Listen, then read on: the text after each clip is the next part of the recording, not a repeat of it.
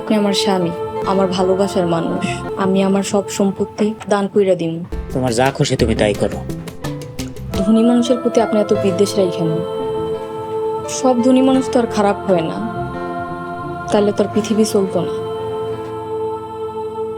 না, সব ধনী তো খারাপ না, কিন্তু আমি তো গরিব মানুষ। আমার লগে সম্পর্ক হইব একটা গরিব মানুষের। তুমি বড় লোক হয়ে আমারে কেন বিয়া করবা? বিয়া করছি কেন? ওই যে কইলাম না আমি আপনার ভালোবাসি। প্রথম যেদিন আপনার দেখি আপনি মাঠে নামাজ পড়তেছেন, ওই দিন আমার অনেক ভালো লাগে। এরপর আমার সামনে যখন কইলেন পরনারীর প্রতি দৃষ্টি সংযুক্ত রাখেন, তখন আমি মনে মনে চিন্তা করি বিয়া করলে আমি আপনার মতন সচ্চরিত্রবান মানুষেরই বিয়ে করব। আপনি গরিব হইতে পারেন,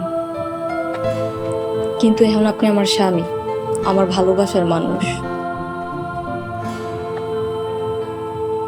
আমি আমার সব সম্পত্তি দান কইরা দিম। একটা মসজিদ বানাবো আর একটা মাদ্রাসা বানাবো, যেন সব অসহায় এতিম পোলাপেন পড়াশোনা করতে পারবো। তোমার যা খুশি তুমি তাই করো। এমনি কইলে হইব না তো। আপনি আমার স্বামী, আপনার সঙ্গ লাগবো। ভালো কাজে আমি তোমার লগে আছি। আলহামদুলিল্লাহ।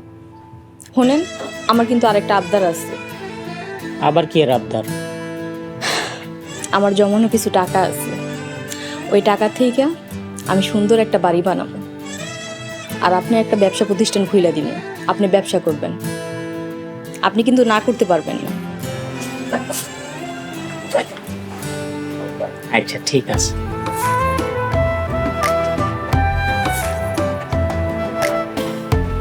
এখন থেকে তোমার সমস্ত সিদ্ধান্তে আমি তোমার লগে আছি। ধন্যবাদ।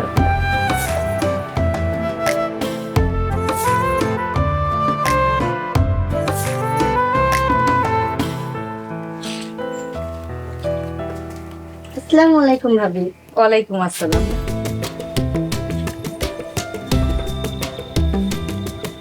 আপনার জন্য পানি নিয়ে আসলাম। ভাবি, কি দরকার ছিল কষ্ট করে পানি আনার? আমি তো নিয়ে আসতে পারতাম।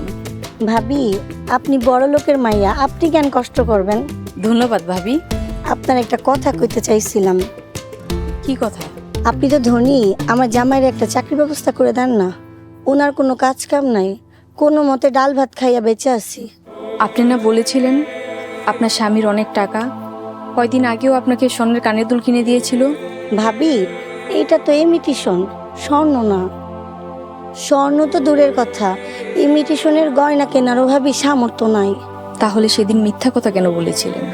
আনন্দ পাওয়ার লাগা অন্যরে ছোট কইরা নিজের আনন্দ পাই, তাই আনন্দ পাওয়ার আশায় মিথ্যা কথা কইছিলাম ভাবি। কিন্তু ভাবি, আপনার আনন্দের জন্য অন্য কারো ঘরে অশান্তি হতে পারে, এটা কি একবার ভেবেছেন? ওসব তো তখন মনে থাকে না ভাবি, দেন না একটা চাকরির ব্যবস্থা কইরা। ঠিক আছে ভাবি, আমি দেখব। আচ্ছা ভাবি, তাহলে আমি গেলাম। আচ্ছা যান। আসসালামু আলাইকুম। ওয়ালাইকুম আসসালাম।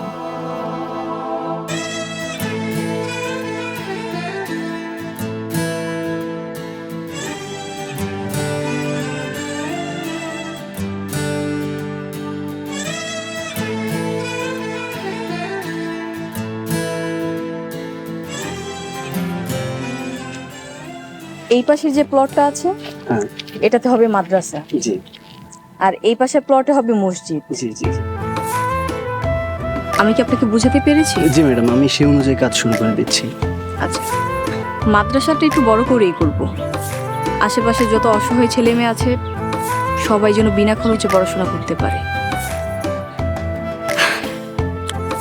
আর নদীর পাশে মাদ্রাসা, ভালোই হবে তাই না? হ্যাঁ হ্যাঁ, অবশ্যই। মানে সুন্দর পরিবেশে, মনোরম পরিবেশে ছেলেমেয়েরা পড়াশোনা করবে এর কি। সেই চিন্তা করেই এ পাশেই দিয়েছি মাদ্রাসা। আরে তুমি এইখানে, আর আমি তোমার পুরা গ্রাম খুঁজতাছি। দুপুর গড়ে বিকাল হয়ে যাইতাছে, গা ভাত খাইবা না? চলো। ম্যাডাম, উনি আপনাকে তুমি করে বলছেন? উনি আমার স্বামী। উনি আপনার হাজবেন্ড? হ্যাঁ,